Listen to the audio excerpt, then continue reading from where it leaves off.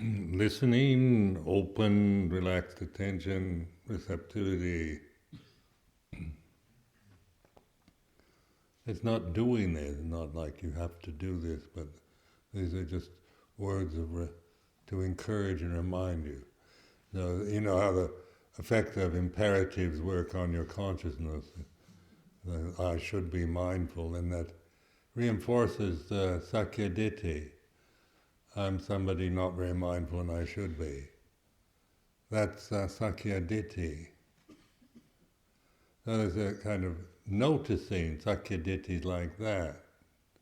It's all about what you should or shouldn't be, or how you want things to be, don't want things to be, what you like and dislike.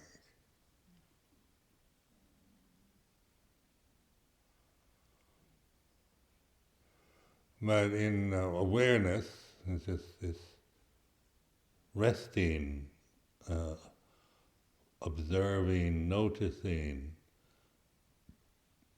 non-critical, non-judgmental. So we say it's like this, da-da-da, the way it is.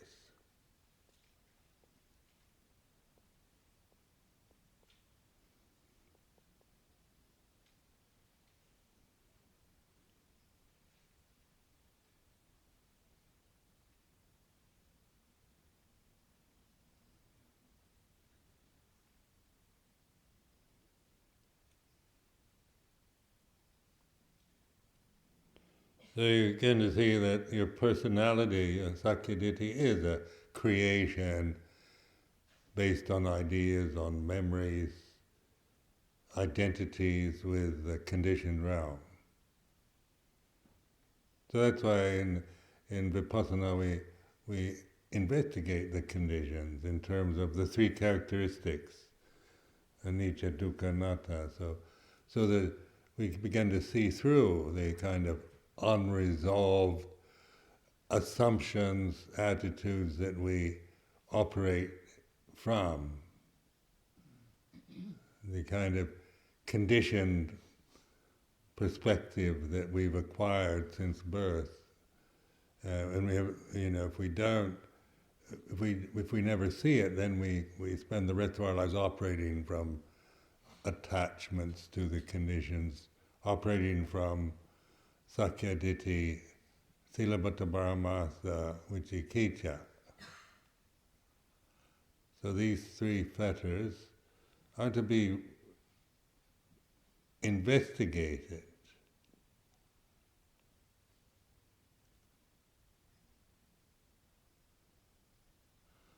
So this is like cultural conditioning. The second fetter, silabhata paramasa,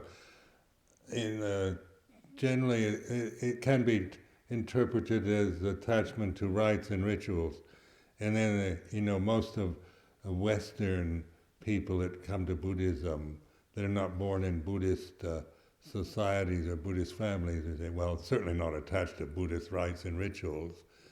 I'm certainly not attached to morning chanting or incense or that kind of hocus pocus. So I don't have any sila pata paramasa.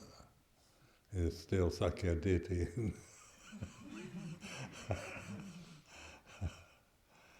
But we are, it's convention. It's I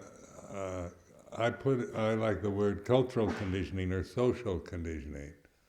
What we acquire, maybe the unsaid assumptions of our parents, our class, our ethnic conditioning, religious attitudes.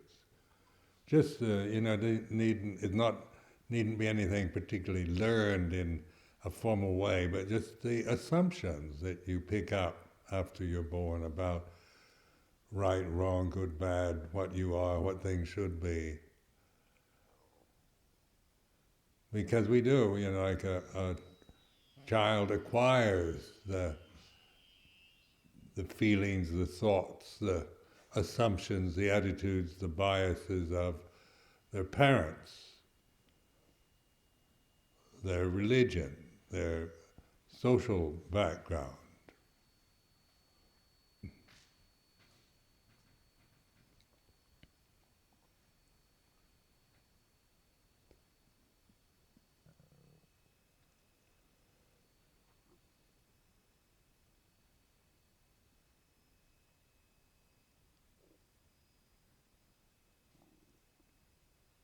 So it is a conditioning that we acquire after we're born. And then the third, vicikiccha, doubt, is always the result of attachment to thought. So we acquire the language, don't we, after we aren't born speaking English or any other language, or Sanskrit. We're born, without, as conscious beings, and then we learn the language of our parents.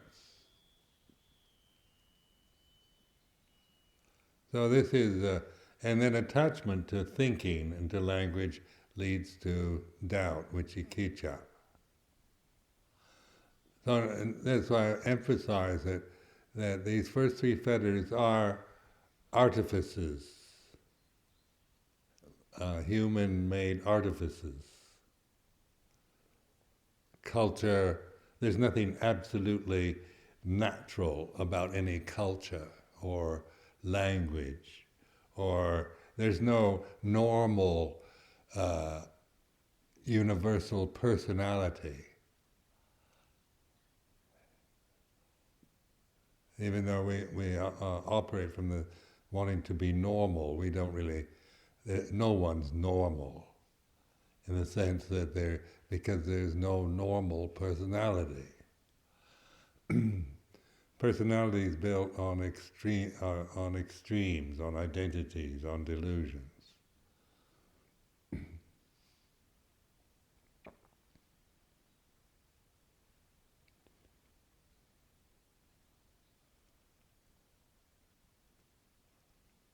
But that which is aware of these three fetters, the knowing of these fetters, your reflective ability to observe sakkaya-ditthi. You don't create that. That's not sakkaya-ditthi.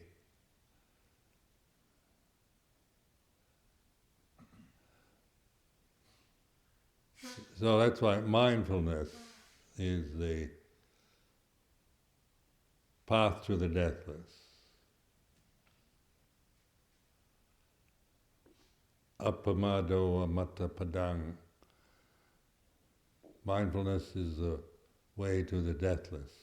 So this word deathless, amatta, amara, amatta padang, the deathless path. Heedlessness, pamado machino padang. Heedlessness, not being mindful, is the way to death. So contemplate that. When you're heedless, when you're ignorant, when you're just operating from the three fetters, interpreting life experience always from these artificial conditions, then you're attaching to death. And that's why we're frightened, and why life, even at its best, still is unsatisfying to us. Because, we're attaching to the changing condition,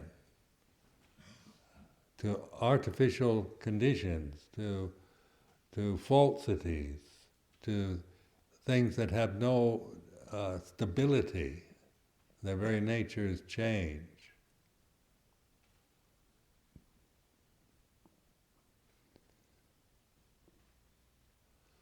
So this awakened consciousness is not personal, it's not mine. But I experience it within the limitation of this form, of this physical body. As this being born as a human being, then this I experience through, consciousness through a form, through this body, through the senses.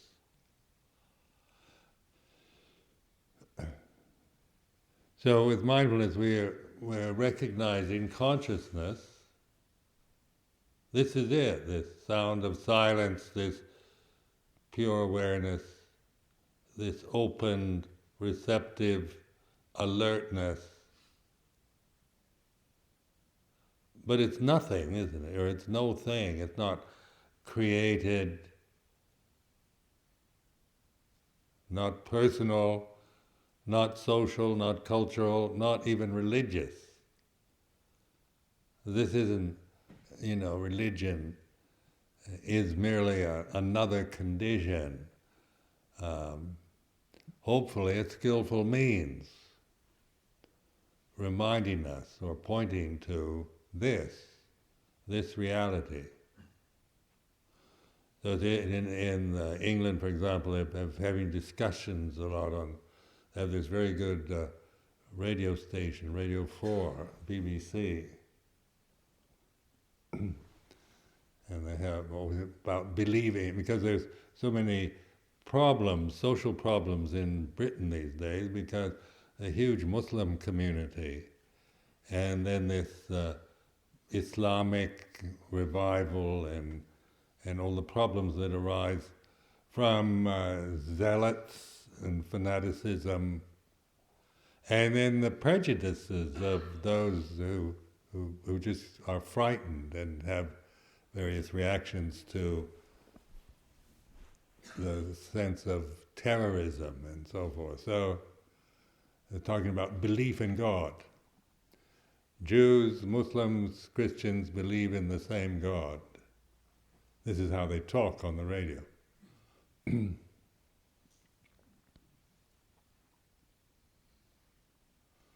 But really, is it the same God?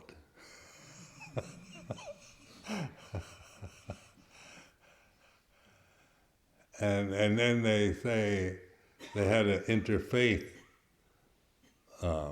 in the area in Hertfordshire where we live there, interfaith group that wanted only people with religious beliefs, not humanists or atheists. So, we don't want any humanists or atheists in this group. You have to be kind of a bona fide religious person. Believe in God, that means you believe in God. Then where did the Buddhists fit in? So just, now this word belief, this is, you can believe in anything. Any kind of total absurdities or that which is sensible and reasonable or whatever. So belief is a form of attachment to an idea, maybe. I believe in God, meaning I don't really know God, but I believe there's something out there, or somebody.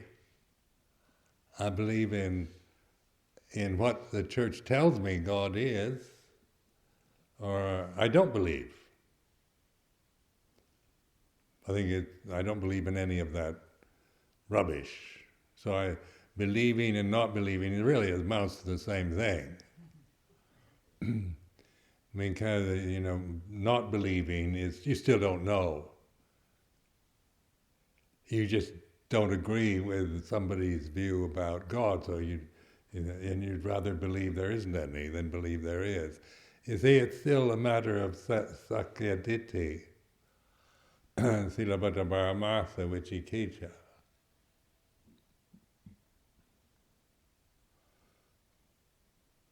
So whether you're a humanist, an atheist, a Jew, Muslim, Christian, Hindu, whatever convention, these are conditions in themselves. Every religion is a condition, meaning it's created.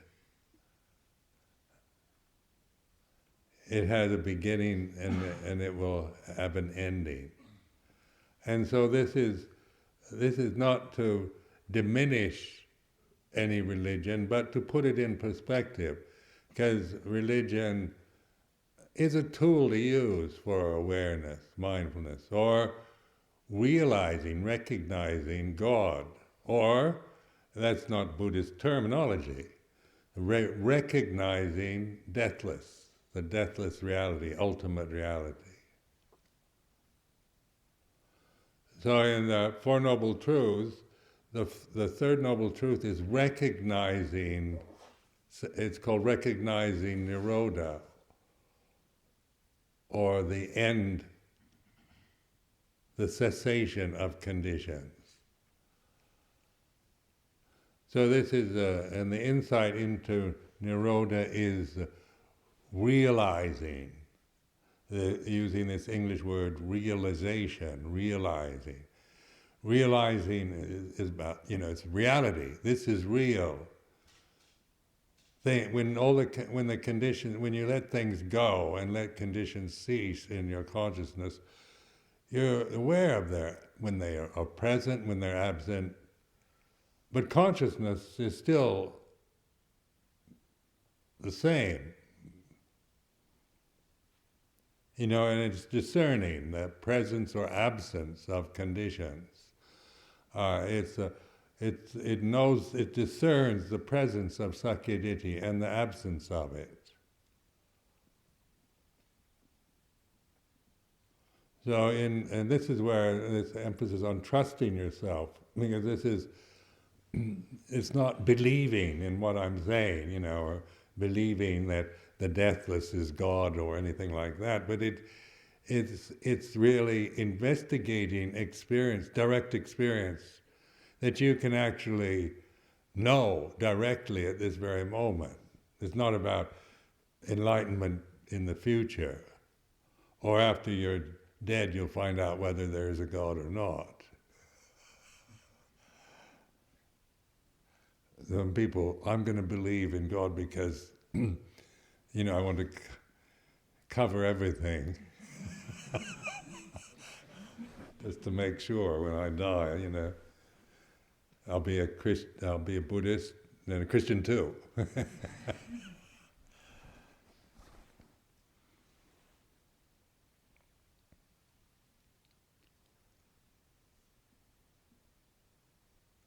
So that's why I found this paradigm. There is the unborn, uncreated, unformed, unconditioned. Now that we don't have in our own culture, in Western civilization, and in the religions we don't have it. We have always about God created the world, created everything in 6 days, and the Christian or Jewish conventions. And then you quibble about 6 days or 6 eras or does it mean day like 24-hour day or? And we get into arguments about whether we take it literally or it's metaphorical and you end up, just playing endless games with your mind, trying to make it sound acceptable in the present situation you're in. And so the word God always has this sense of being separate. When you believe in God, then I'm not God. God is higher, better, powerful. I'm just this sinner, this mortal body that, hopes that God will forgive me for my sins. So this is one way of thinking, and a religious path that I don't have much knowledge of, because I've not practiced with that. But in terms of Buddha Dhamma, it all seems like Sakyaditi. You're stuck on that level of believing, not believing, and thinking, and thinking is dualistic. So when they say, do you believe in God? They say, do Buddhists believe in God? The Buddhists that practice mindfulness know God. Or if you don't like the word God, If it's too charged, then it's, emotionally charged, then there is the unborn, uncreated, unformed, unconditioned. So there is, it's here and now. Santitiko, akaliko, ehipasco, upanayiko, bhajatang, Vaitidapo Vinui. So we chanted this morning. Apparent here and now, timeless. Ehipasiko is translated encouraging investigation, which is a bit bland, but it's like Ehi has this sense of come and see, here and now. Look, wake up. It's not about we're encouraging investigation. It's all right, but it doesn't have the same punch, does it? And then leading inward. They keep changing this interpretations. First it was inwards, and then they changed it to outwards, and then they changed it back to inwards. I can't keep up with them. Whatever, you get the idea. It's not. And so leading onwards is good, leading inwards. Bhajatang Vaitidapo Vinui is to be experienced individually. This is to be known directly, though it's not a belief. It's not a belief in the deathless or in Dhamma or in God. It's directly apperceived, known, apprehended through awareness.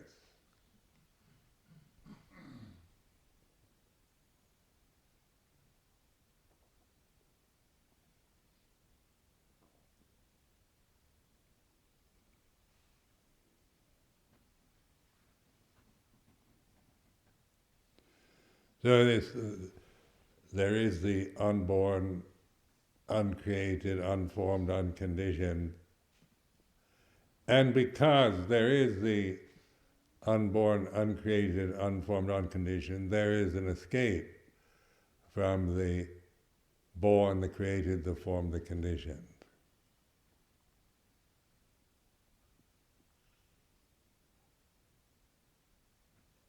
Now, escape from the doesn't mean, rejecting the condition. It just means no longer, releasing your hold on it. We have to live with the conditions, with the body, with senses that we have, on the planet that we're living on. So we feel, pleasure, pain, heat and cold, and all the rest. This is natural. This is not sakyaditi silabhata paramasa vicikicca. So in this way, we let go of this ignorant attachment to any condition, such as the personality, the cultural conditioning, the thinking process, and what's left? Emptiness, shunyata, anatta, nibbana, the deathless, the unborn, uncreated, unformed, unconditioned. This is real. This is not a metaphysical theory. So I encourage you to recognize this is reality, this awareness. It's just as simple as this. The deathless, here and now, is just this. And then always the sound of silence, this sense of attentive, wide open, relaxed receptivity.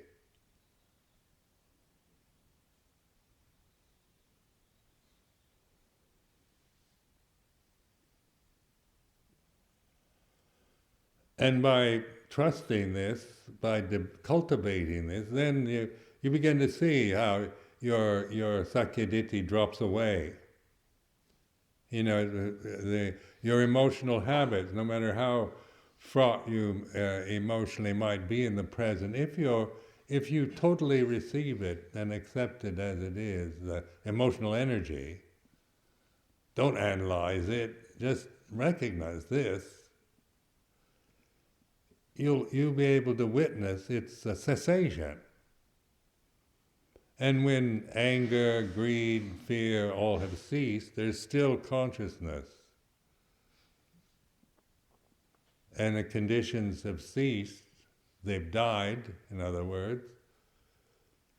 But when everything ceased, there's still consciousness that we're experiencing from this point this point of the human body. But that consciousness is not personal, it's not divisive. Consciousness doesn't separate you from me. To separate you from me, I have to start thinking, I'm Ajahn Sumedho and you're somebody else. Then I create this illusion of separateness.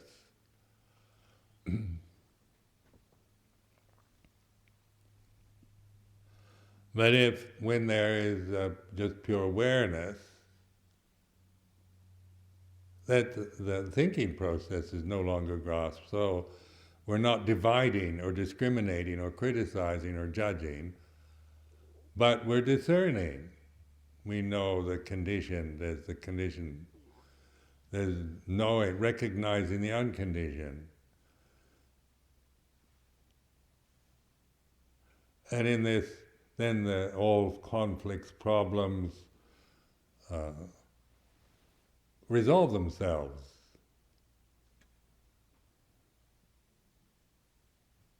Because all conditions arise and cease in the consciousness. And we are this consciousness, not this person, this man, this woman, this monk, this nun.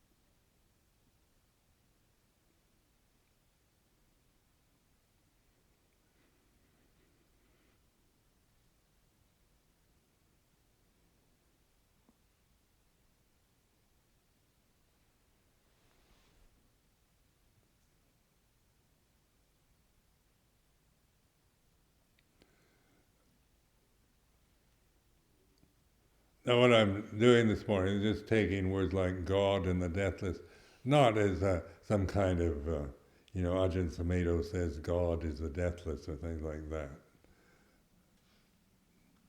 I'm just exploring, what do we mean by it when we believe or don't believe in God? What is it? Born-again Christians assume that we all know what they mean when they ask, do you believe in God? As if, we all believed in the same thing, or what we didn't believe in was the same thing that they believe in. So, God the Creator, God that made us, our Maker, our Holy Father, and all like that. Well, what is, if there is God, then it's here and now. Is it up in the heaven, or up in the sky, or we can conceive it as, in terms of like energy or force, universal force. We can put it in more universal terms. The word God itself is is an English word that conveys, like a deity of some sort. So you have, like the pagan gods, Odin and Thor, Zeus, and then we say, well, we don't believe in any of those pagan gods. We believe in the one God, which is ours, is what I believe in. So as it gets even more into Sakyaditi, it's insidious, this conditioning that humans acquire out of ignorance.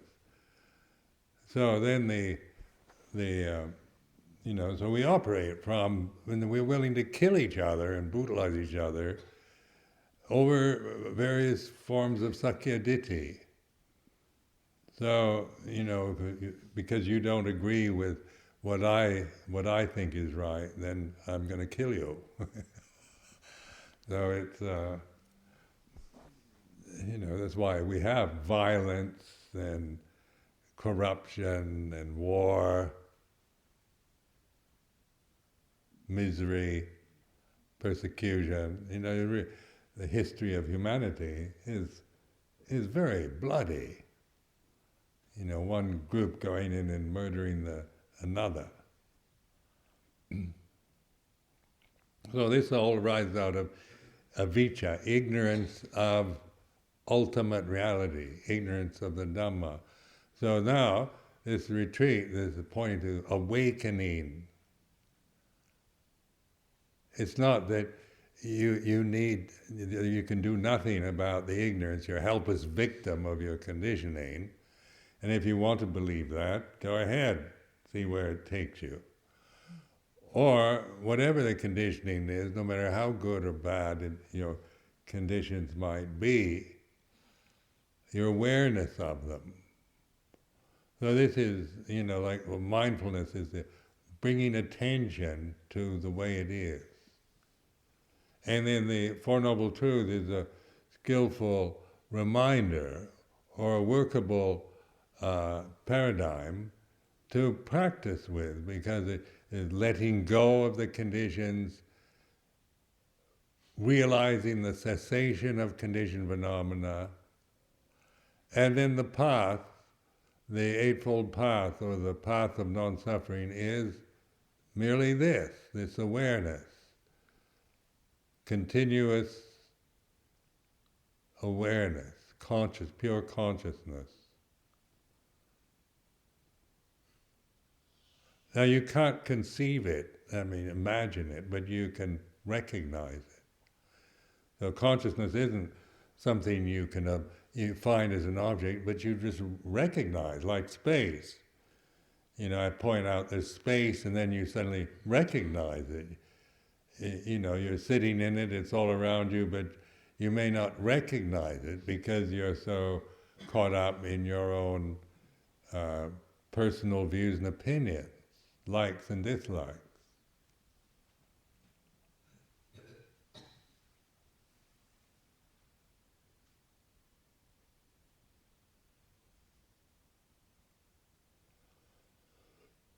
So notice in the 6 elements, earth, fire, water, air, space, and consciousness, this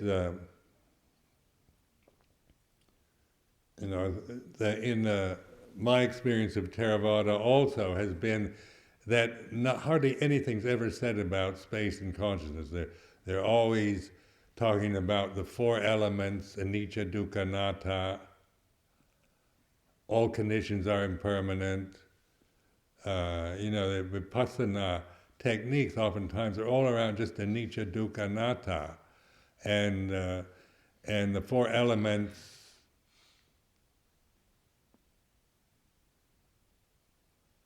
And so, one is kind of stuck in that realm endlessly, because it's not pointed out the deathless or the space consciousness or uh, the unborn, uncreated, unformed, unconditioned.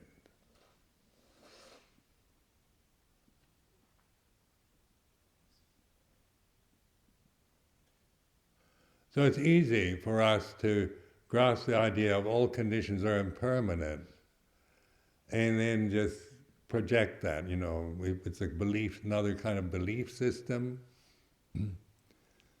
Buddha said all conditions are impermanent, then there's no self, so we have to believe that.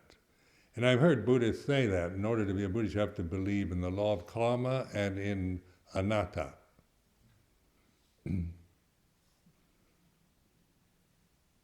So even with a skillful convention like Theravada Buddhism, Pali Buddhism, it still can be used to create Sakya Ditti.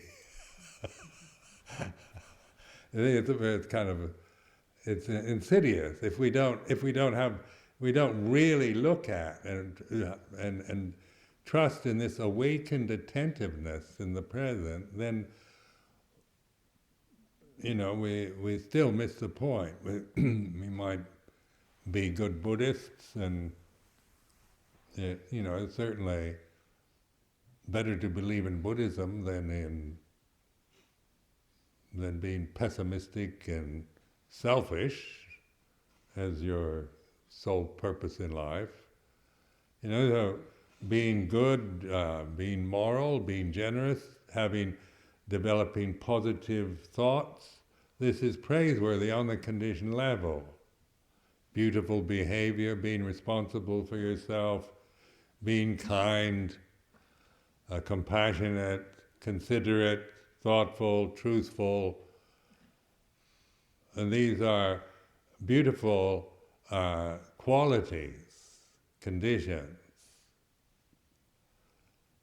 So it's not in disparaging that, it's not, but for those that are open to, to liberation, that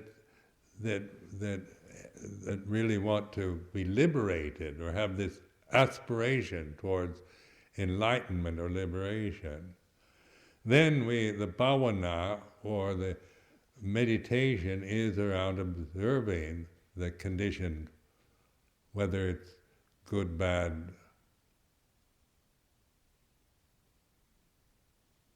refined or coarse. So to do this then is learning to trust, recognize it.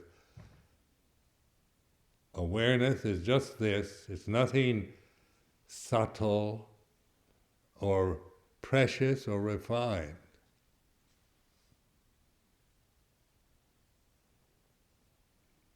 It's not a high attainment.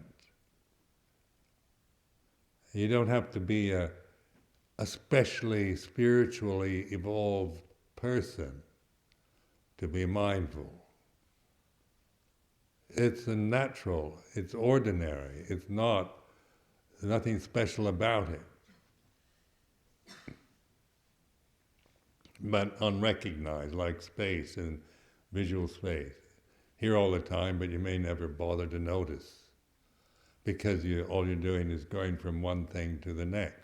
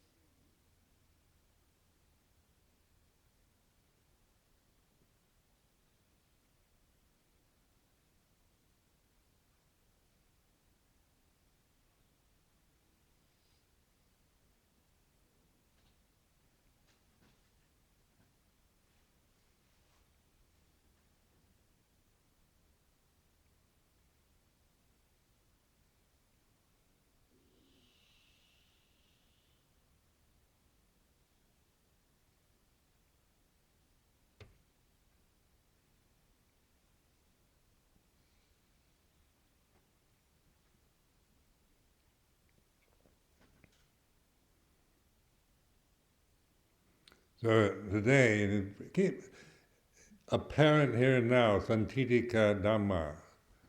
It's now, it's here, this reality, ultimate reality, deathless, is now.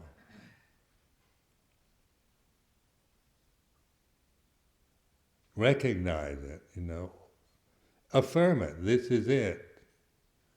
So that this is the deathless, there is the deathless, this is reality. And then when you start thinking about it, you'll go into doubt again.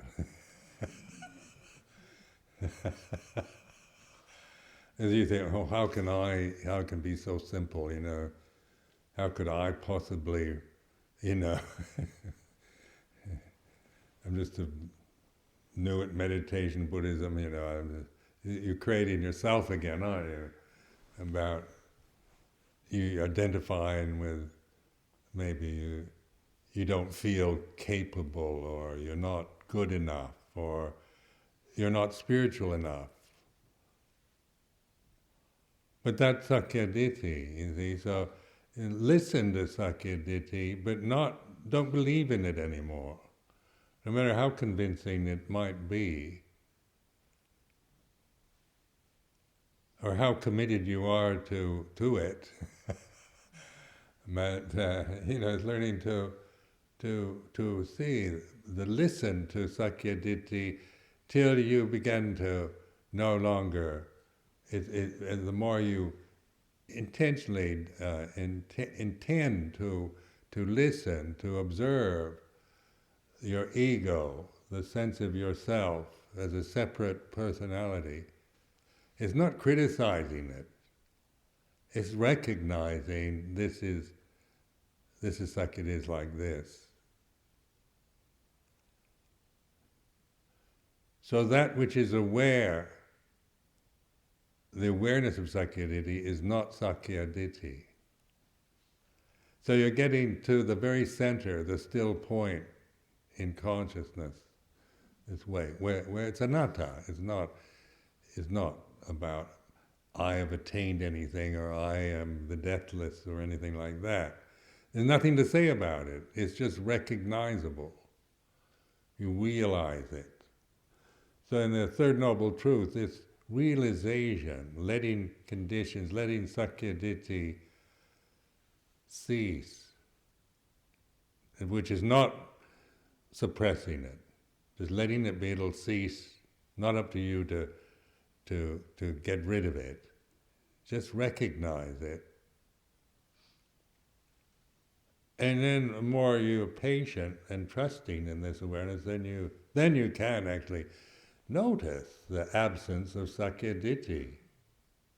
It's non-suffering.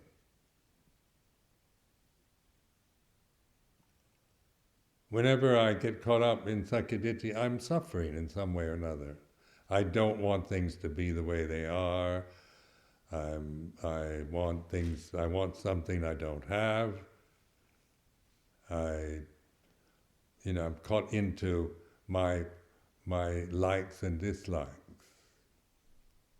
And even when, everybody is praising, saying, what a fine teacher, and saying all the things you like to hear, the sakkayaditthi that comes from that is still suffering.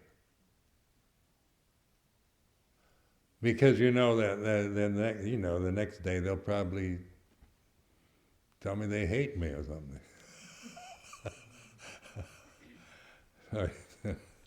Disappointed, and how much I've disappointed them. And so this is sakkayaditthi attachment to it, even in its positive aspects, is still unsatisfactory.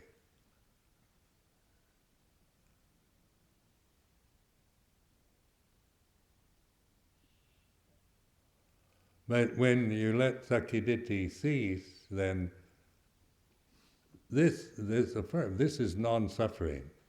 This is the path. This is sammaditthi. This is the Eightfold Path. This Just this simplicity of awakened consciousness. And by affirming it, and affirmation isn't coming from I've attained it or I've achieved it. It's just recognizing this is it.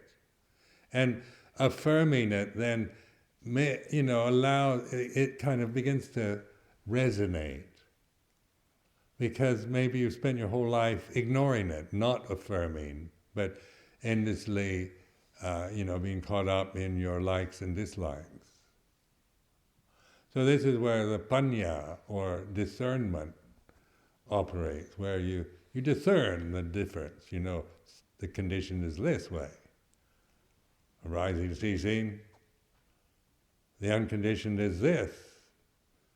You are this. This is your true nature, unconditioned, unborn, uncreated. But it's not personal, it's not sakyaditi anymore. It's a realization. It's ultimate truth.